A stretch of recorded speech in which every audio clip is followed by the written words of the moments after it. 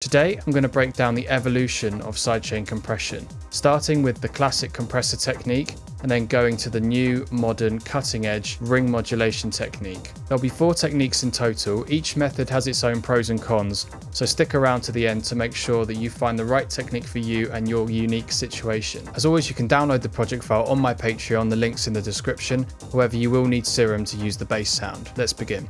The first method, which many of you will know, is classic sidechain, which uses a compressor to duck the volume of the bass whenever the kick or another source hits. So to do that in Ableton, you simply drag a compressor onto the bass track. I have these 4 chains set up to show every single type of sidechain.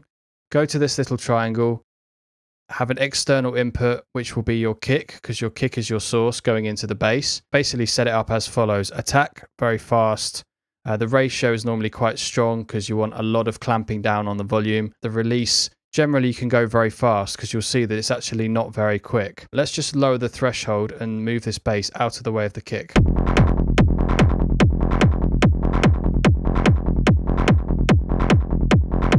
Okay, so you can see you've got some sidechain there, and this is the envelope. So that's doing a pretty good job of just ducking the bass down when the kick hits. However, there are a few things to look out for that many producers miss, and one of them is this look ahead button. You're going to find often with this type of compression that there are clicks, and especially if there's latency, you're going to have a lot of problems with clicks and the compression and the sidechain going out of time. So make sure to have this on 10 milliseconds to make sure that the volume of your bass is actually going to start ducking before the kick hits.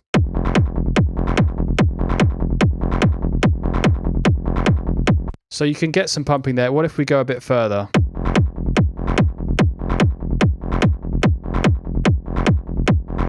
It's now struggling to recover, even though we're on only 13 milliseconds attack. And you might want your bass to completely move out of the way of the kick. So there's a bit of a problem here because it's not reacting fast enough. Even if you go like 0, it's going to just... It's just not happening. This is one of the problems with this type of compression. So how do we solve this? Well, what the best thing to do is actually to go to the second type, which is volume shaping. And many producers use these all the time. There are many volume shapers on the market. I like this one by Devious Machines. It's called Duck. But you can use LFO Tool, Shaper Box. There's one in Ableton, but I don't really like it compared to the third-party alternatives. So yeah, I really recommend Duck. So first of all, what you need to do is select Kick in this sidechain section here. And if you come up here, there's a little sidechain button, this little red sidechain button. If you turn it off, it's off by default. You can't see the kick, but when I turn it on, now I can actually shape the bass around the kick perfectly. I can see the kick waveform. I can move the bass out of the way. So that's what I tend to do with Duck. I think that's a really cool little feature. And then you can adjust the envelope like this.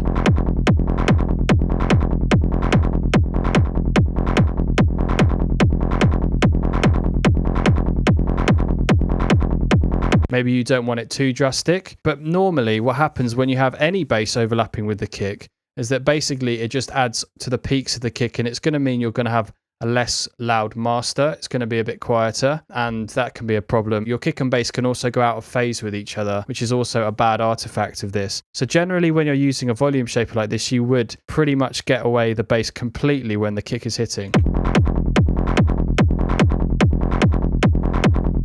But what happens if you want some of the bass overlapping with your kick for a more natural sound and you don't want it to sound like it's pumping quite so much as that? Well, a really good trick for this is the third level of this, which is multiband, to use actually 2 volume shapers.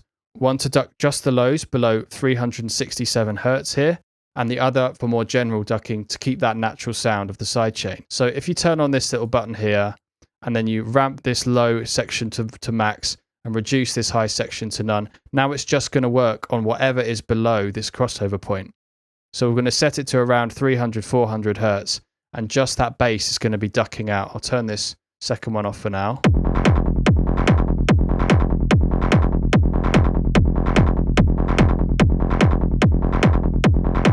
So it just thins it out when the kick hits, which is really cool. So now let's make that sound a bit more natural by adding some normal sidechain back into the signal with a second one, and I generally use a shape a bit like this.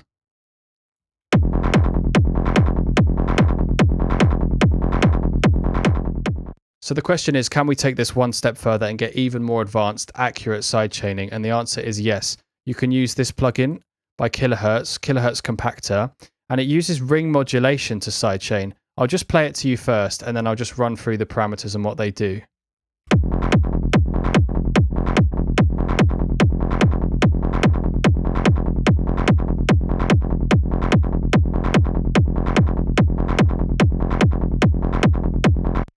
This is an incredibly accurate way of sidechaining. You can hear how clean that is. Basically what it's doing, the way I look at it, is it's reducing the frequencies that are in the kick from the bass. It's almost cancelling them out, almost like phasing does. But basically you're going to have whatever the kick frequencies are, they're going to be removed from the bass. So you're going to have a very clean combination of both of them. The kick and the bass should almost go together like a glove, essentially. So that's going on under the hood, and that's very advanced, and it's pretty simple to set up this.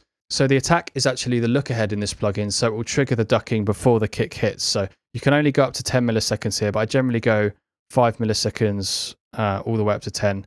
It's absolutely fine. The hold is just how long it clamps down on the sound, so I'll increase that.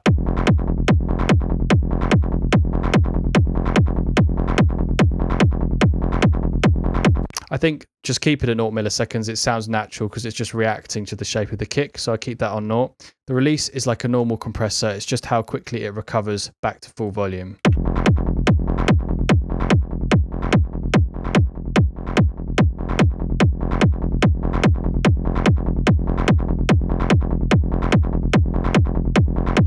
Again, if you want that really tight sound, you keep these figures quite low because it's just going to jump around the kick, which is perfect. That's just what you want for most cases. So there you have it, 4 different ways that sidechain has developed over the years, from the simple compression to normal shaping to multiband shaping to ring modulation. So with every single one, you've got a few pros and cons. I think the best actually is the ring modulation. I'm pretty impressed with this. I can't hear many artifacts. You can get some sort of weird artifacts out of it, but if you choose the right settings, then I think it's really good. The classic sidechain could be good if you just want a little bit of movement, but doing anything drastic is just going to create artifacts, and it's not going to be very reactive to your material. If you just want to get the bass completely out of the way of the kick, choose the simple shaper. And then if you want a more natural sound, just use the double multi-band sidechain, just ducking the bass out of the way first and then having a single band sidechain as well to make it sound more natural. So the last thing to be aware of is that project latency can sometimes cause these plugins to go out of time. Plugins like Duck, for example, have a trigger mode where you can set it to MIDI, and you can send, using a simple MIDI clip like this, you can send the MIDI using an external instrument to the Duck and then have it inputted into this. Basically, that just stops the latency being a problem, and it will be perfectly accurate if you do that. So I recommend using a MIDI trigger as well on these plugins to get it absolutely perfect. If you'd like to grab this project file, it's available on my Patreon. All your support over there really helps me to continue doing these videos, so I really appreciate that. You can also check out my brand new Wavetable Rave Techno presets along with audio services, coaching, and more at lawrecords.com. Thanks very much, and I'll see you in the next one.